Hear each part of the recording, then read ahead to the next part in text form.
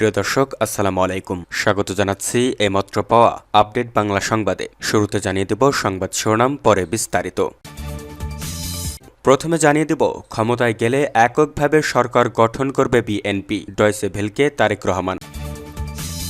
আরও জানিয়ে দেব, পূর্বাচল নীলা মার্কেটে ভয়াবহ অগ্নিকাণ্ডে 5টি দোকান পুড়ে ছাই।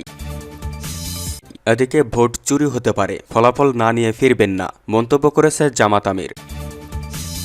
অন্যদিকে ভোট কেন্দ্রে যেসব কাজ করতে পারবেন না পুলিশ সদস্যরা।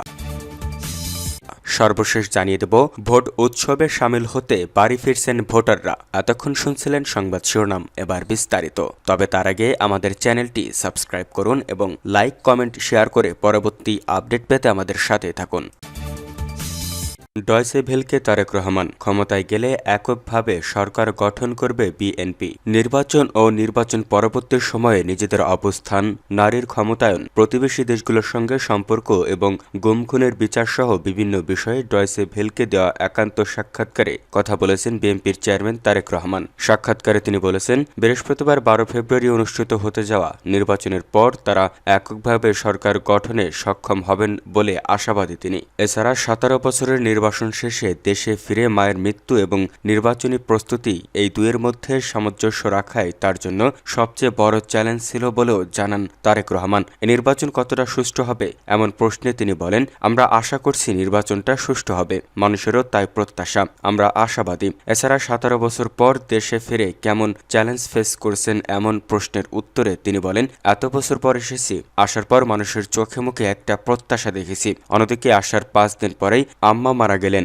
স্বাভাবিকভাবে সেটাও একটা খুব কষ্টকর বিষয়। এদিকে নির্বাচনী ডামাডোল, অন্যদিকে ব্যক্তিগত বিষয়, দুটির সামঞ্জস্য রেখে এগিয়ে নিয়ে যাওয়া আমার কাছে সবচেয়ে বড় চ্যালেঞ্জ ছিল। তরুণদের আকৃষ্ট করার জন্য দলের পক্ষ থেকে নতুন কোনো বিষয় রাখা হয়েছে কিনা এমন প্রশ্নে তারেক রহমান বলেন, আমাদের ইশতেহারে সমাজের তরুণদের জন্য, বয়স্কদের জন্য, দেশের 40 লাখ প্রতিবন্ধীদের জন্য, একই সঙ্গে বাংলাদেশের জনগোষ্ঠীর অর্ধেক যে নারী, তাদের ক্ষমতায়নের জন্য আমরা পরিকল্পনা রেখেছি, কর্মসূচি রেখেছি। বিশেষ করে শুধু তরুণদের জন্য না, সবার জন্যই এই পরিকল্পনা রাখা হয়েছে, কারণ দেশটা গঠন করতে হবে সবাইকে নিয়ে। ভারতের সঙ্গে সম্পর্কের বিষয়ে তিনি বলেন, আমি যদি দেখি যে এমন কোনো চুক্তি হচ্ছে যেটা বাংলাদেশের মানুষের স্বার্থের পরিপন্থী, সেটা যে কোনো দেশের সাথে হোক না কেন, তাদের সঙ্গে স্বাভাবিকভাবেই দূরত্ব হবে, কারণ আমি তো প্রতিনিধিত্ব করি আমার দেশের মানুষকে। বিএনপি ক্ষমতায় এলে সবাইকে নিয়ে ঐক্যবদ্ধ সরকার গঠন করবে কিনা এই প্রসঙ্গে তারেক রহমান বলেন, বিএনপি এককভাবে সরকার গঠন করবে, কারণ কাউকে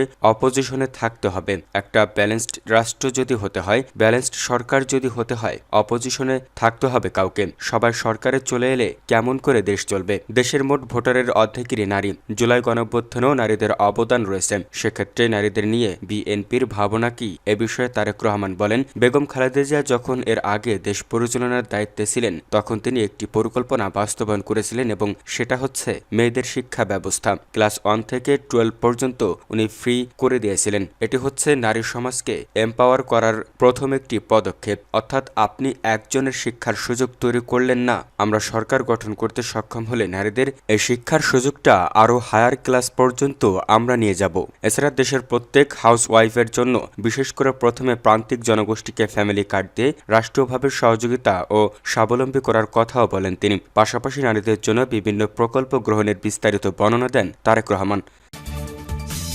পূর্বাচল নীলা মার্কেটে ভয়াবহ অগ্নিকাণ্ডে 5টি দোকান পুড়ে ছাই। রাজধানীতে আজ পূর্বাচল নীলা মার্কেটে ভয়াবহ অগ্নিকাণ্ডে 5টি দোকান পুড়ে ছাই। এতে আনুমানিক কোটি টাকার ক্ষতি হয়েছে বলে জানা গেছে। ভোররাতে এই অগ্নিকাণ্ডের ঘটনা ঘটে। এই ঘটনায় 2টি মিষ্টির দোকান, 2টি রেস্টুরেন্ট এবং একটি মুদি দোকান সম্পূর্ণ পুড়ে যায়। খবর পেয়ে ফায়ার সার্ভিসের 4টি ইউনিট প্রায় 1 ঘন্টার চেষ্টায় আগুন নিয়ন্ত্রণে আনে। তবে আগুন নিয়ন্ত্রণে আসার আগেই দোকানগুলোতে থাকা মালামাল পুড়ে ব্যাপক ক্ষতিগ্রস্ত হয়। ক্ষতিগ্রস্ত দোকান মালিকদের দাবি, ওই অগ্নিকাণ্ডে প্রায় কোটি টাকার ক্ষতি হয়েছে। Purbachal fire service station manager জানায়, ভোরের দিকে মার্কেট চত্বরে হঠাৎ আগুন দেখতে পেয়ে স্থানীয়রা ফায়ার সার্ভিসে খবর দেন। খবর পাওয়ার সঙ্গে সঙ্গে 4টি ইউনিট ঘটনাস্থলে পৌঁছে কাজ শুরু করে। প্রায় 1 ঘন্টার চেষ্টার আগুন সম্পূর্ণ নিয়ন্ত্রণে আনা সম্ভব হয়নি। তিনি আরো বলেন, অগ্নিকাণ্ডের সঠিক কারণ এখনও নিশ্চিত হওয়া যায়নি। তদন্ত শেষে আগুনের সূত্রপাত সম্পর্কে বিস্তারিত জানানো হবে। এদিকে হঠাৎ আগুনে সর্বস্ব হারিয়ে দিশাহারা হয়ে পড়েছেন ক্ষতিগ্রস্ত দোকান মালিক। ভোট চুরি হতে পারে, ফলাফল না নিয়ে ফিরবেন না, মন্তব্য করেছে জামাত আমির। নির্বাচনে ভোট দেওয়ার পরও আপনার ভোট চুরি হতে পারে, তাই ভোটের ফলাফল না নিয়ে কেউ ফিরবেন না, এমন মন্তব্য করেছেন জামাত ইসলামের আমির ডক্টর শফিকুর রহমান। 11 দলীয় নির্বাচনী ঐক্যের বৈঠক শেষে এক প্রেস ব্রিফিংয়ে তিনি একথা বলেন। এ সময় 11 দলীয় জোটের নেতৃবৃন্দ উপস্থিত ছিলেন। গণভোটের প্রসঙ্গে জামাত আমির বলেন, আমরা আশা করছি হ্যাঁ বিপুল ভোটে বিজয়ী হবে, হ্যাঁ যদি বিজয়ী হয় বাংলাদেশ জিতে যাবে, জুলাই বাস্তবায়ন হবে, হ্যাঁ বিজয়ী হলে আবরার থেকে শরীফ ওসমান হাদি হত্যার বিচার হবে। আমরা 11 দলীয় জোটের দলগুলো বরাবরের মতো সংস্কারের পক্ষে ছিলাম, আমরা পরিবর্তনের পক্ষে ছিলাম, জাতি অতীতের রাজনীতির ভুক্তভোগী। তিনি আরো বলেন, আমরা সমাজে সর্বত্র ন্যায় বিচার দেখতে চাই, এটি যদি করা হয় তাহলে আমাদের সমাজ যে অবস্থায় আছে তা থেকে আমরা অনেক দূরে এগিয়ে যাব। আমাদের যুবকরা কাজ চায়, তারা কারো দয়া চায় না, তারা নিজে বাংলাদেশ গড়ার অংশীদার হতে চায়। আমরা তাদের হাতে কাজ তুলে দিয়ে বলতে চাই, এবার তোমরা বাংলাদেশটা গড়ো। আমরা তরুণদের হাতে বাংলাদেশ তুলে দেওয়ার প্রস্তুতি নিচ্ছি। 2008-এর পরে দেশে কোনো গণরায়ের প্রতিফলন হয়নি উল্লেখ করে ডক্টর শফিকুর রহমান বলেন, আমরা দেখতে পাচ্ছি নির্বাচন নিয়ে মানুষের মধ্যে ব্যাপক উৎসাহ উদ্দীপনা তৈরি হয়েছে। যাদের ভোট গ্রামে আছে, নারীর টানি গ্রামে ফিরে যাচ্ছে এবং উৎসাহ নিয়ে ভোট দেবে তারা। আমরা আশা করছি গণরায় প্রতিফলিত হলে বাংলাদেশ নতুন রাজনৈতিক ধারায় হাঁটবে এবং নতুন যে বাংলাদেশের আকাঙ্ক্ষা মানুষ অন্তরে পোষণ করে তা বাস্তবায়িত হবে। তিনি আরো বলেন, নির্বাচন পরিচালনার সাথে সম্পৃক্ত সকলের প্রতি অনুরোধ করছি, প্রজাতন্ত্রের কর্মচারী হিসেবে বাংলাদেশ আপনাদেরও, আপনারা ন্যায় প্রতিষ্ঠাভাবে দায়িত্ব পালন করবেন, তাহলে জনগণের ভালোবাসা পাবেন, সমর্থন পাবেন এবং জনগণ আপনাদের কাজের প্রতি সম্মান জানিয়ে মূল্যায়ন করবে। আমরা অতীতের মতো দেখতে চাই না প্রজাতন্ত্রের কর্মচারী হয়ে কেউ নির্দিষ্ট কারো পক্ষ নেই, আমরা কারো অনুকূল্য চাই না, কারো প্রতি অনুকূল্য দেখানো হোক সেটাও চাই না।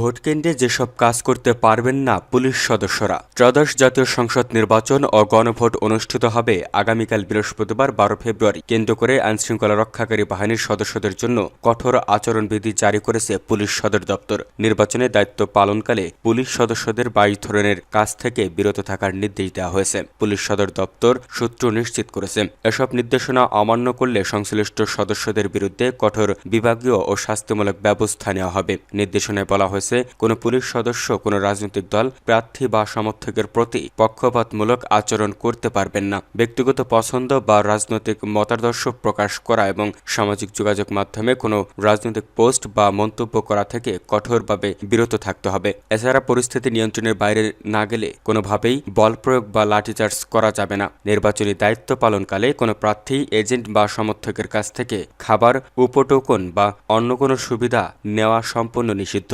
প্রার্থীদের সঙ্গে ছবি তোলা বা ঘনিষ্ঠ আলাপচারিতাও অপেশাদার আচরণ হিসেবে গণ্য হবে। এমনকি ফুটপাত বা টং দোকানে বসে খাবার খাওয়া এবং জনসমাগম স্থলে বাদাম, চানাচুর বা ভাপা পিঠার মতো মুখরোচক খাবার খাওয়া থেকেও বিরত থাকতে বলা হয়েছে। প্রিজাইডিং কর্মকর্তার অনুমতি ছাড়া ভোটকক্ষে প্রবেশ করা যাবে না এবং ভোটারদের কোনো বিশেষ প্রতীকের পক্ষে প্রভাবিত করা যাবে না। দায়িত্ব পালনের সময় মোবাইল ফোন ব্যবহার এবং সামাজিক যোগাযোগ মাধ্যমে সক্রিয় থাকা নিষিদ্ধ করা হয়েছে। বিশেষ করে ব্যক্তিগত আলাপচারিতা এবং নির্বাচন সংক্রান্ত সংবেদনশীল তথ্য বা ভিডিও কারো কাছে পাঠানো যাবে না। নির্দেশনায় আরও বলা হয়েছে, ভোটার বা কর্মকর্তাদের কাজে অযথা হস্তক্ষেপ করা যাবে না। গালিগালাজ, হুমকি বা অবমাননাকর আচরণ থেকে দূরে থাকতে হবে। একত্রে জড়ো হয়ে উদ্দেশ্যহীন ঘোরাঘুরি বা ব্যক্তিগত আলাপে মশগুল হওয়া যাবে না।